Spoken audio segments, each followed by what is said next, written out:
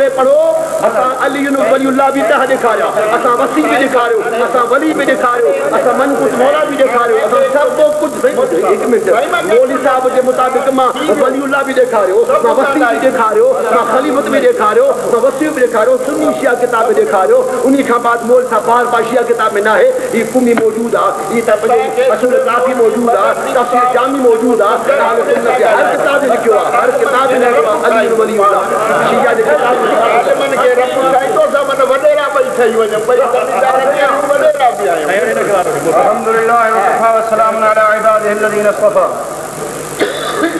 मौलाना अब्दुल्ला जरवार साहब को मुझो मुतालबो यो होद पाक पैगंबर सल्लल्लाहु अलैहि वसल्लम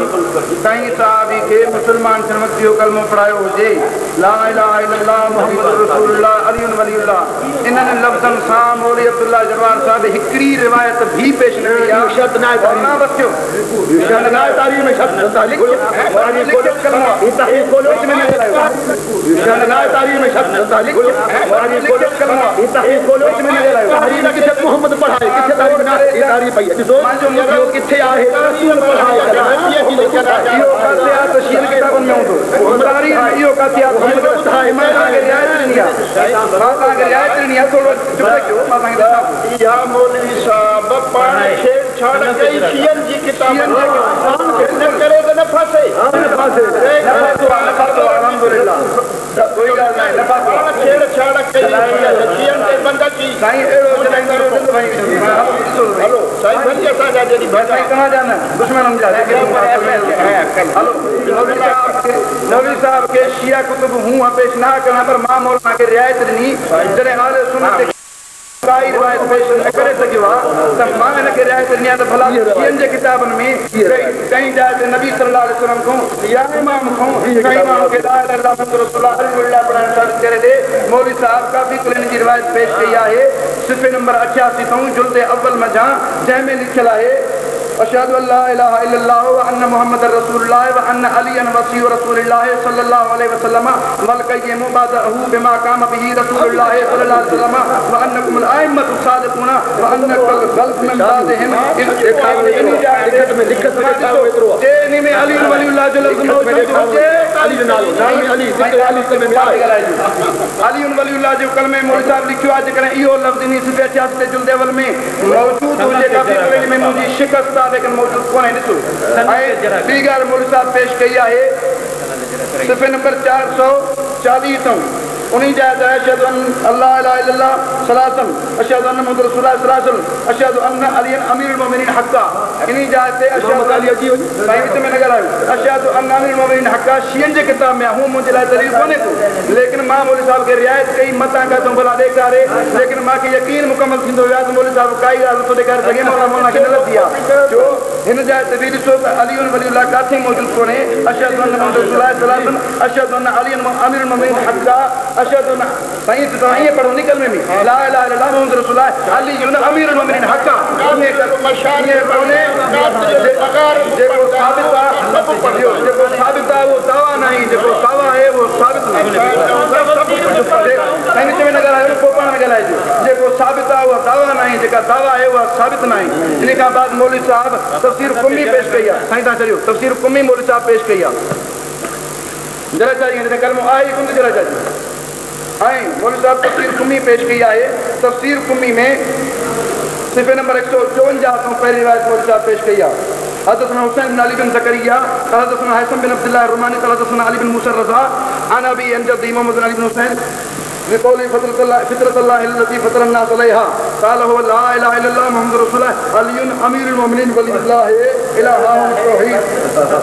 हाणे इन जाइ ते इहा मौलवी साहब जी रिवायत पेश कई आहे अवल त मुझे रियायत मुताबिक वरना हिनखे पेश करणी कोन्हे छो त शिया किताब में आहे मुंहिंजे लाइ पढ़ी कान्हे पर मां मौलाना खे इजाज़त ॾिनी आहे पेश कई अथई ठीकु आहे लेकिन जीअं मौलाना पढ़ियो आहे वरी उहे लफ़्ज़ मौजूदु आहिनि मौलवी साहब लिखी ॾिनो आहे जेको ला इलाहा इल्लल्लाह मुहम्मदुर रसूलुल्लाह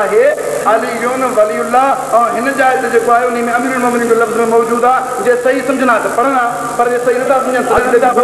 इहो सही इहो अमीरुल मोमिनीन बैठ उतां न पढ़ंदा अॻिते इहो में न ॻाल्हायो बाद में ॻाल्हायो फल ॻाल्हायो इहा रिवायत ई सही फा शिया उसूल मुताबिक़ उन्ही की मौत पर असां रिवायत इन जे अंदर हुसैन बिन अली बिन ज़करिया राविया जंहिंजे लाइ साफ़ तनक़ीद मकाल में लिखे तो पियो ज़ईफ़ुन जिद्दन कज़्ज़ाबुन ॾाढो ज़ईफ़ आहे कूड़ो आहे हे तनक़ीद मकाल कहानी में ॾेखारिया सिक्कतन फिल हदीस जिल्द अव्वल 388 तनक़ीद मकाल 188 मुक़द्दम अला तहसील विच में न ॻाल्हायो सिक्कत विच में न ॻाल्हायो विच में न ॻाल्हायो मुंहिंजे लाइ इहा ॻाल्हि काफ़ी आहे मुंहिंजे लाइ इहा ॻाल्हि काफ़ी आहे विच में न ॻाल्हायो मुंहिंजी ॻाल्हि सम्झो मुंहिंजे लाइ इहा ॻाल्हि काफ़ी आहे जो कोई शियोनि जे मथां चढ़ाई करे हिकु त मौलवी साहिब वारा लफ़्ज़ न आहिनि ऐं ॿियो तनक़ीद मकाल में रिजालुल नजाशी में साफ़ था लिखनि पिया त इहो तनक़ीद मकाल जुल्द पहिरियों सिफ़र नंबर 338 लिखे थो ज़ईफ़ुन जिद्दन कज़्ज़ाबुन ऐं जॾहिं जरह ऐं छॾियो जॾहिं जरह ऐं तादील पाण में टकरजनि त जरह मुक़द्दम अला तादील हाणे हिन कूड़ जे लाइ साफ़ चयो आहे हिनखे सिको चयो आहे कूड़ जी सबब न हूंदी ऐं उन खां बाद हैसम बिन अब्दुल्लाह रुमानिया जेको तनक़ीद मकाल में लिखे थो मजहूल केरु हैसम बिन अब्दुल्लाह न सादिक अस्लाम नजाशी लिखियो आहे इनखे असां सादिक अलैहिस्सलाम अॻिते छा लिखे सचो कीअं हालात कीअं थो ॿुधाए सादिक जो शागिर्द हा शागिर्द ख़तम बस शागिर्द शागिर्द पूरा बयान इमाम जो असहाबी साबित लानती बयान शागिर्द इमाम जो असहाबी आहे पको कहीं सादिक अस्लाम वटि साबित जे किताब इमाम जे शागिर्द के लानती भी लिखियो आहे दुरारे अली वलीउल्लाह मौत पर लिखियो आहे इमाम अबू हनीफा भी उस्ताद किया है कोई ॻाल्हि नहीं इसमें न ॻाल्हायो मज़ा जरा ना इतना ॾिसां थो हैसम बिन अब्दुल्लाह रुमानी ई हदीस में आहे जेके तनक़ीद मकाल में साफ़ थो लिखे मजहूल आहे मजहूल ख़बर न आहे अलाए सचो अलाए कूड़ो शागिर्द सचो आयो सही इमाम वटि फिराई छा लिखियो आहे त इमाम ख़बर सिक्का इन जे अंदर जेके लफ़्ज़ आहिनि उहे मुल्क साहिब पढ़ंदा कोन्हनि ॿी रिवायत मुल्क साहिब तफ़सीर क़ुमी में पेश कई आहे सिफ़े नंबर 208 ला इलाहा इल्लल्लाह मुहम्मद रसूलुल्लाह अली व ख़लीफ़तु रसूलिल्लाह इन में मौजूद आहे जेकॾहिं मौलवी साहिब इनखे सही सम्झिया त पोइ कलमो इहो लिखी ॾिया ला इलाहा इल्लल्लाह मुहम्मद रसूलुल्लाह अली वलीउल्लाह व ख़लीफ़तु रसूलिल्लाह लेकिन मौलाना उहो कलमो न लिखियो माना हिन रिवायत खे मौलवी साहिब पाण ई सही न पिए सम्झो न त इहो कलमो पढ़ंदा ऐं जेको साबित थिए थो उहो दावा न आहे जेको दावा आहे उहो साबित न आहे ऐं ॿी ॻाल्हि इहा आहे त हे रिवायत हिन जाइ ते बेसनद आहे हे रिवायत हिन जाइ ते बेसनद आहे जॾहिं त हिन जे मुक़ाबले में नाज़िल बलाग़ा में हज़रत अली साईं जो क़ौल साफ़ मौजूदु आहे उन में ला इलाहा इल्लल्लाह ऐं मुहम्मद रसूलुल्लाह आहे 222 सिफ़े ते अॻिते कुझु कोन्हे हज़रत अली जे क़ौल जे मुक़ाबले में ज़ईफ़ रिवायत जेका बग़ैर सनद जे हुजे कोई एतबार नथी रखे पई शिया जे किताबनि जो फ़ैसिलो न करे चुका आहियूं शिया जी किताबनि में साफ़ लिखियो आहे त जनाब अल्लामा शेख मुफ़ीद में किताब में लिखियो आहे मशहूर किताब में लिखे थो त असहाब जाफ़र अरबात अलाफिन कुल्लुहुम मिन सिकात इमाम जाफ़र जेको बि सहाबी थियो बराए रास्त जे इमाम जाफ़र खां मुलाक़ात कई उहो असां वटि सिको आहे सबत आहे हुज्जत आहे बाबा एतिजाज तबरसी ॾियो एतिजाज तबरसी में हज़रत इमाम जाफ़र साजो फरमान बीठो आहे कासिम मशहूर बिन यज़ीद बिन बुवैद कासिम राविया वो लिखे तो जनाब इमाम जाफ़र सल्लल्लाहु अलैहि फरमायो जन्नत जे हिक दरवाजे किरा ला इलाहा इल्लल्लाह मुहम्मद रसूलुल्लाह अली वलीउल्लाह हर एक कलमे ते लिखियो आहे शिया जे हर किताब में 231 हर जा ते लिखियो आहे कलमे जे अंदर ला इलाहा इल्लल्लाह मुहम्मद रसूलुल्लाह अली वलीउल्लाह इमाम जाफ़र सादिक अस्लाम की रवायत मुताबिक लिखियो आहे हलो साईं इमाम जाफ़र तो फरमाए त बराबर कलमे जे मथो मथो हर जा ते ला इलाहा इल्लल्लाह मुहम्मद रसूलुल्लाह अली अमीरुल मोमिनीन हर मकाम जन्नत जे अर्श अज़ीम ते तवज्जो ॿुधो इमाम जाफ़र सल्लल्लाहु तो फरमाए बराबर अर्श कुर्सी मथो लिखियल ला इलाहा इल्लल्लाह मुहम्मद रसूलुल्लाह अली अमीरुल मोमिनीन और जन्नत जे दरवाज़नि ते मथो जन्नत जे थंभनि जे मथो जन्नत जे अला कवाए में थंभनि ते ला इलाहा इल्लल्लाह मुहम्मद अली वलीउल्लाह अल्लाह से लौह कलम खे पैदा कयो कलम जे मोहर पे अल्लाह रसूल इमाम जाफ़र तो फरमाया ला इलाहा इल्लल्लाह मुहम्मद अली वलीउल्लाह अली अमीरुल मोमिनीन और अल्लाह से इसराफील के पैदा कयो अल्लाह इसराफील मलाइका जे कातब अला जबाती उनके पेशान ते अल्लाह कलमो लिखायो जिब्राइल अलैहिस्सलाम इसराफील जे यानी पेशान ते ला इलाहा इल्लल्लाह मुहम्मद अली अमीरुल मोमिनीन वला वलमा जिब्रील अल्लाह जे जिब्रील के पैदा कयो कातब अला जनाब जिब्रील जे थंभन ते लिखियो ला इलाहा इल्लल्लाह मुहम्मद रसूलुल्लाह अली अमीरुल मोमिनीन और अल्लाह से पैदा कयो आसमानन के त आसमान जी अकनाफ किरा आसमान जे चैनी किनारन ते अल्लाह लिखियो ला इलाहा इल्ला मुहम्मद रसूल अली अमीरुल मोमिनीन। अब अल्लाह जी ज़मीन के पैदा को कातबा किया, अल्लाह ज़मीन की संबंध ला इलाहा इल्ला मुहम्मद अली अमीरुल मोमिनीन। जो अल्लाह जी जबल के पैदा कयो, जबल मथों अल्लाह लिखा ला इलाहा इल्ला मुहम्मद अली अमीरुल मोमिनीन। जे अल्लाह सी वारी शम्स के पैदा कयो तो चंद सिज मथों भी अल्लाह तो फरमाए इमाम जाफर तो सिज मथों भी अल्लाह ला इलाहा इल्ला मुहम्मद अली वलीउल्लाह। जे अल्लाह सी कमर चंद के पैदा कयो तो अल्लाह सी चंद के मतलब लिखो ला इलाहा इल्ला अली वलीउल्लाह। वायदा जनाब इमाम जाफर तो वाह वसिवातु अल्लज़ी तरौनु फिल कमर। इमाम जाफर तो फरमाए चंद के अंदर जेके थोड़ी कारायन हुंदी आहे। ॿुधो इमाम जाफर सादिक़ तो फरमाए तो चंद के अंदर जो थोड़ी कारायन हुंदी आहे। इमाम जाफर तो फरमाए तो चंद के अंदर जो थोड़ी कारायन हुंदी आहे यो कलमो लिखियल वो कहिड़ो ला इलाहा इल्ला मुहम्मद रसूल अली वलीउल्लाह। हलो साईं हाणे अॻिते इमाम तो फरमाए फ़इज़ा क़ाल अहदुकुम ला इलाहा इल्लल्लाह मुहम्मद रसूल अली अमीरुल मोमिनीन। हाणे जॾहिं बि तव्हां कलमो पढ़ो त ईअं पढ़ो ला इलाहा इल्ला मुहम्मद रसूल अली अमीरुल मोमिनीन। अली जो ऐलान करो। मोहम्मद में कलमे में अली जो नालो आहे। यानी इमाम तो फरमाए जिथे जॾहिं बि कलमो पढ़ो उते अली जो नालो वठो, विलायत अली जो ऐलान करो, इमारत अली जो ऐलान करो। ही किताब बहुत बड़ा है और ही जनाबे कासिम बिन बुरैद रावी लिखियो आहे त सिकतुन शेख तूसी रिजावी लिखियो आहे त मौत पर रावी आहे और इब्न मुआविया अली जदी सिकतुन मशहूर और रिजाल मामकानी जिल्द नंबर 218 में लिखियो आहे त इमाम जाफर जो शागिर्द आहे और सिकतुन सिक्को ऐं मौत पर हिन जी पंहिंजी भी किताब आहे जो इमाम का वरतल आहे। 400 कुतुब अरबा में जो हिकिड़ी किताब हिन जी आहे जंहिंजो नालो आहे जनाब कासिम बिन बुरैद बिन मुआविया अल हिजली। इमाम जाफर साहब जो शागिर्द आहे, हिन जी पंहिंजी किताब भी आहे वलहु किताबुन वलहु उसूलुन। यानी साबित थियो त इमाम चंद ज़मीन पत्थर आसमान ज़मीननि ते जिब्रील जी खंभनि ते मलाइक जी खंभनि ते जिब्रील जी पेशानी ते मलाइकनि पे चंड में सिज में हर जाते अल्लाह रसूल इमाम जी गवाही आहे। इमाम तो फरमाए फ़इज़ा क़ाल अहदुकुम ओ मोमिनो जॾहिं बि तव्हां कलमो पढ़ो त अल्लाह जी तौहीद जी गवाही ॾियो, मोहम्मद जी नबूवत जी गवाही ॾियो, अली जे विलायत ऐं इमारत जी गवाही ॾियो। ही एतजाज फी बसंत सही मौत पर सिकतुन लिखो आहे सही सबत साबित आहे। उन खां बाद मुंहिंजी किताब है सुलैम बिन कैसर हलाली। ही सभ खां पहिरीं किताब सुलैम बिन कैसर हलाली ही शिया किताब आहे। अली अलैहिस्सलाम जे हथनि ते माण्हू बैत थो करे अशहदु अल्ला इलाहा इल्लल्लाह व अशहदु अन्न मुहम्मदन अब्दुहु व रसूलुहु व अशहदु इन्नक खलीफतु रसूलिल्लाह फी उम्मतिही व वसिय्यही शाहिदुल ख़ल्क़ि व हुज्जतही अल अर्ज़। हाणे वॾियूं वधीक वज़ाहतूं अली जी इमाम अॻिते सिफ़ात अली जो अॻिते कहिड़ियूं बि सिफ़तूं हुजनि पर अली जो नालो कलमे में आयो देखणो आहे त अली जो नालो कलमे में आहे या न आहे। अली अलैहिस्सलाम राहिब यहूदी खे मुस्लमान करण जे महल कलमे जे अंदरि पंहिंजो नालो पढ़ाए थो। जामी अब्दुर्रहमान जामी सुन्नी किताब लिखियल आहे हेॾो शिया किताब ही सुन्नी ही शिया ॿई किताब जे अंदरि अब्दुर्रहमान जामी किताब पई आहे बसि अब्दुर्रहमान जामी जी किताब शवाहिद नबूवत और शिया किताब मशहूर सुलैम कैसे हलाली असूल काफ़ी तफसीर कुम्मी तफसीर हसन अस्करी ये सब शिया किताब में असूल काफ़ी शिया किताब में साबित एतजाज तबरसी में इमाम जाफर सादिक़ फ़इज़ा क़ाल अहदुकुम ओ शियाओ जॾहिं बि तव्हां कलमो पढ़ो जॾहिं बि ला इलाहा पढ़ो जॾहिं मोहम्मद रसूलुल्लाह पढ़ो त अॻिते अली जे विलायत जी गवाही ज़रूरी ॾियो। अमर फ़इज़ा क़ाल फलयकुल तव्हांखे हुक्म आहे जाफर सादिक़ जो कलमे जॾहिं बि पढ़ो ला इलाहा इल्ला मुहम्मद रसूल अली वलीउल्लाह। ही मगाज़ी पई आहे मनाक़िब जनाब जी मौत पई आहे उनके अंदर लिखियो आहे जनाब रसूल पाक तो फरमाए तो बराबर ऐ अली तख़तमु बिल अक़ीक़ अल अहमर अली तू गाढ़ी मुंडरी पा गाढ़ी मुंडरी अक़ीक़ जी छो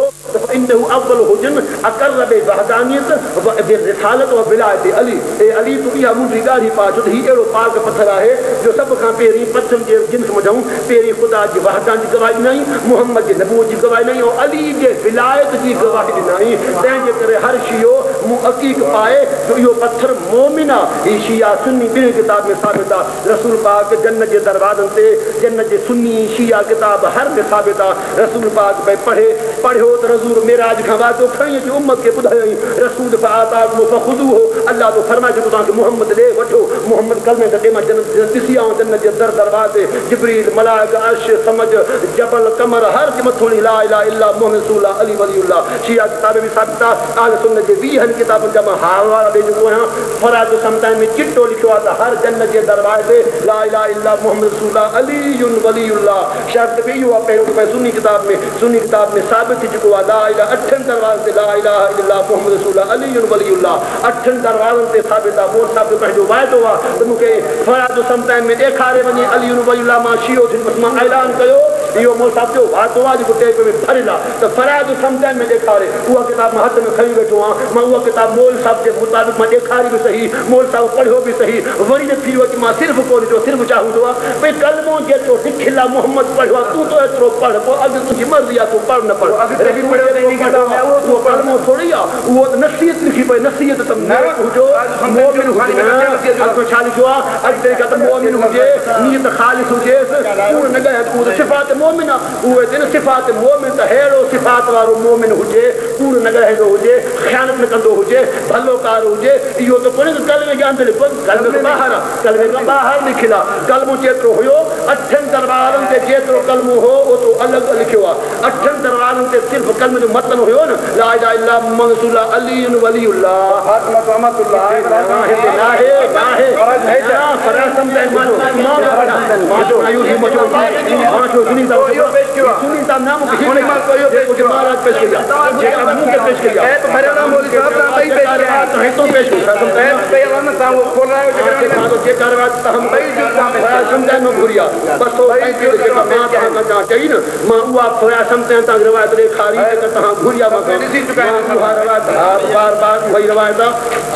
इनकार लगा पिया हो 532 रुपए ते इहो साॻियो कलमो अली वलीउल्लाह बार बार लिखियो आहे बार बार इहो कलमो लिखियलु आहे 249 फ़ैसिलो थी चुको आहे फ़ैसिलो खे ॾिसो हम तव्हां पाण पढ़ो मोहम्मद जन्नत जे ॿिए दरवाज़े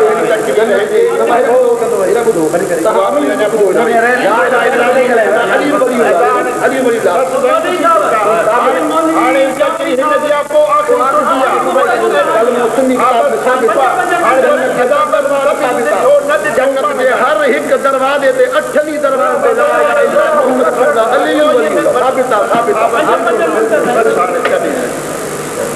अल्हम्दुलिल्लाह वकफ़ा सलामुन अला इबादिहिल्लज़ीना इस्तफ़ा। मौलवी साहब अब्दुल्ला दरबार साहब जेके रिवायात पेश कयूं आहिनि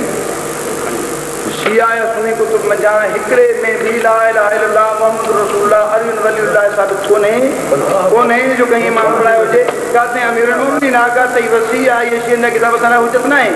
असां हुजत हुजे आहे जेका मां वधी करे पाण चढ़ी ॾिनी त भला इहे मुंहिंजा जेके लफ़्ज़ आहिनि इहे साबित करे ॾेखारे उहे साबित न थिया जन्नत जे दरवाज़े जेकॾहिं मौलवी साहब ॻाल्हि कई आहे जन्नत जे दरवाज़े ते हे मां वटि मिसाल सिर्फ़ु कुमिया जे अंदरि साबित लिखियो पियो आहे त मक्तूबुन बिज़्ज़हाबे दख़लतुल जन्नत फ़रअयतु अला बाबिहा मक्तूबन बिज़्ज़हाबे ला इलाहा इल्लल्लाह मुहम्मदुन हबीबुल्लाह अलीयुन वलीउल्लाह फातिमतु अमतुल्लाह अल हसन वल हुसैन सिफ़तुल्लाह अला मुबग़िज़िहिम लानतुल्लाह। ऐं मौलवी साहब जेका ॻाल्हि कई फ़राइज़ुस समतैन वारी फ़राइज़ुस समतैन जो हवालो जेको मौलवी साहब ॾिनो मां चयो त जेकॾहिं फ़राइज़ुस समतैन में सिर्फ़ु इहो हुजे सिर्फ़ु जा लफ़्ज़ मुंहिंजा टैप में मौजूदु आहिनि मौलवी साहब कटे न मां चयो जेकॾहिं फ़राइज़ुस समतैन में सिर्फ़ु इहो हुजे ॿी ॻाल्हि न आई हुजे इन जन्नत जे दरवाज़े लाइ मां शियो थियण लाइ तयारु आहियां लेकिन मौलवी साहब जा ॻाल्हि लिकाए थो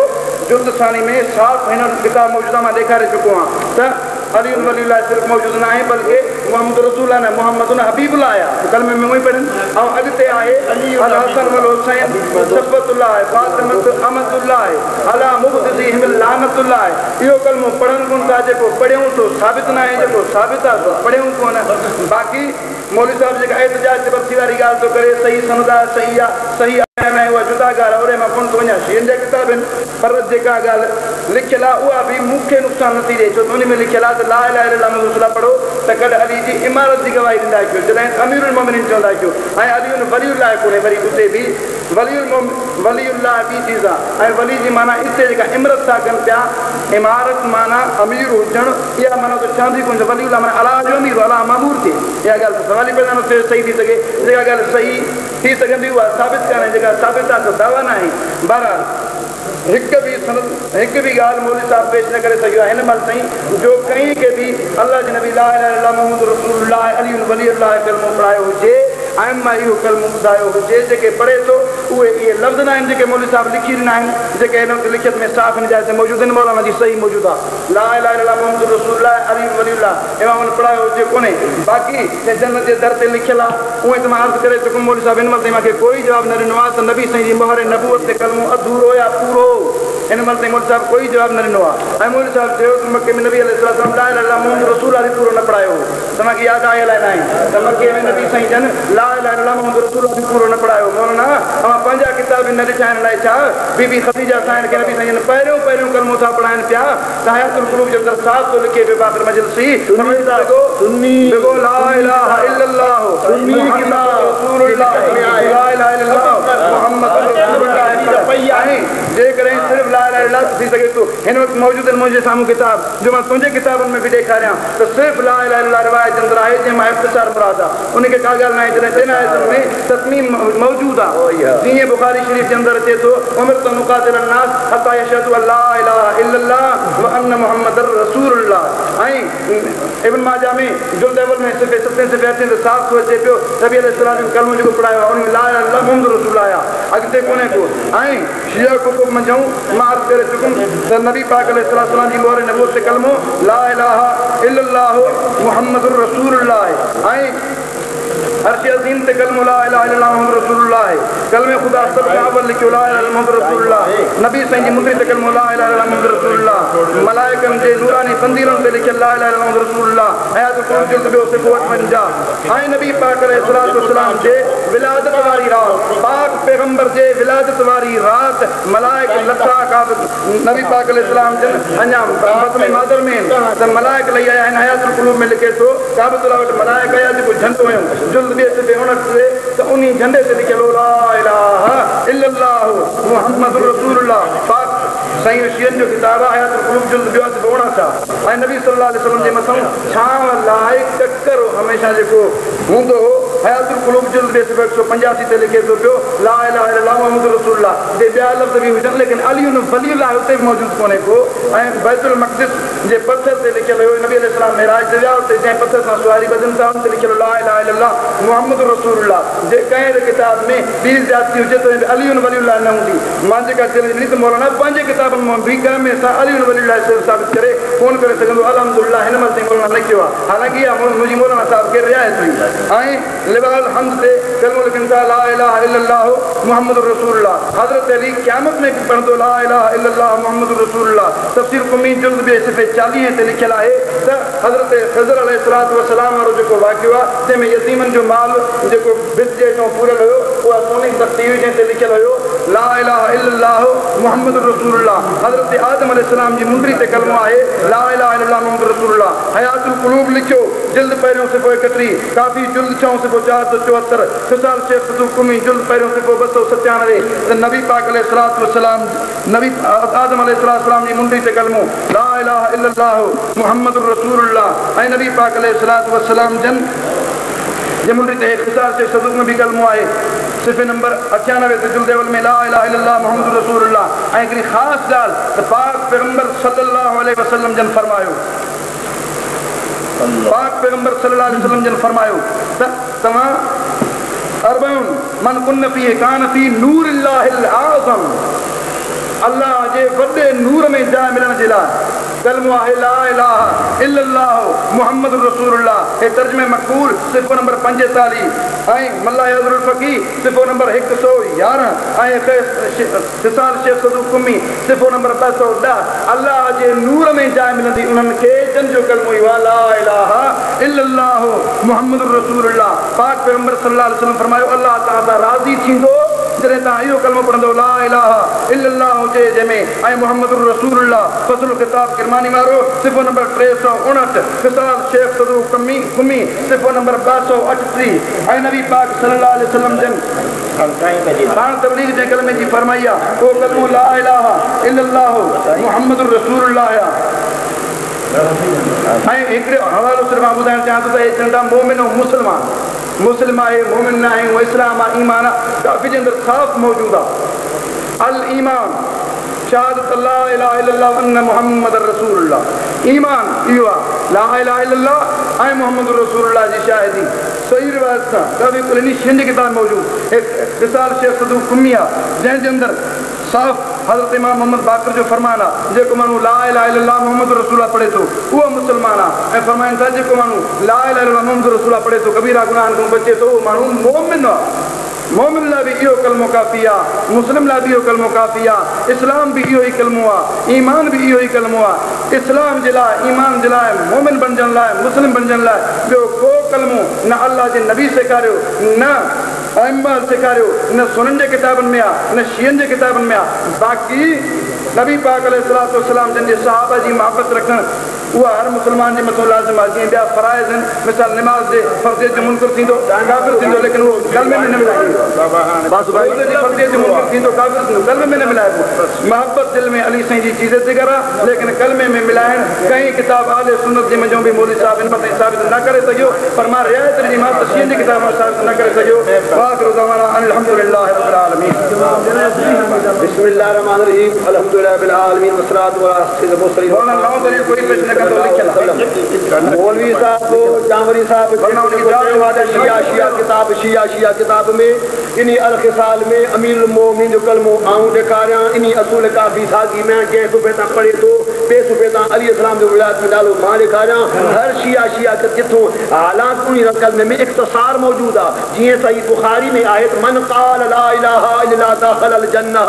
मिशकात किताबुल ईमान में लिखियो आहे सही बुखारी मुस्लिम जे हवाले सां, जंहिं सिर्फ़ ला इलाहा इल्लल्लाह पढ़ियो उहो जन्नती आहे। त जीअं सभु चवनि था उते कलमो इहो मुख़्तसर आहे, अॻिते नफ़ी न आहे, छो त अॻिते ज़िक्र जेको न हुजणु अदम ज़िक्र अदम शइ जे दलील जो सबूत न आहे। बुखारी मुस्लिम जे बाज़ रवायत में एतिरो कलमो आहे त ला इलाहा इल्लल्लाह दाख़िलल जन्नह, जंहिं ला इलाहा पढ़ियो सिधो बहिश्त में। हालांकि सुन्नी मोहम्मद रसूलुल्लाह भी पढ़नि था, पर उहो ॿियनि रवायतनि में अहिड़े नमूने सां असां शिया किताब जे बाज़ रवायत में कलमो मोहम्मद ज़ू ताईं आयल आहे ऐं शिया जे बाक़ी किताबनि में अलियुन वला ताईं आयो आहे। चूंकि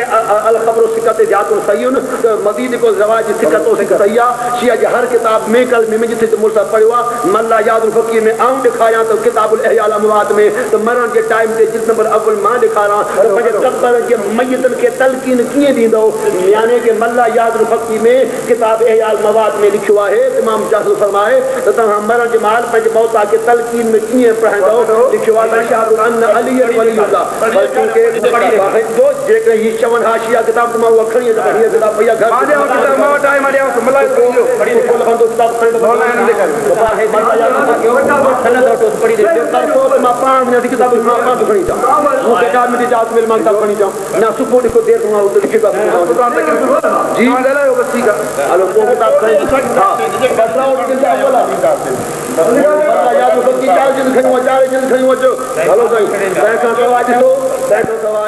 पहले में शायद हलो साईं इहा किताब ही मनाक़िब इब्न मग़ाज़री में लिखियो आहे। जनाब रसूल पाक फरमाइनि था ला इलाहा इल्लल्लाह मुहम्मद रसूलुल्लाह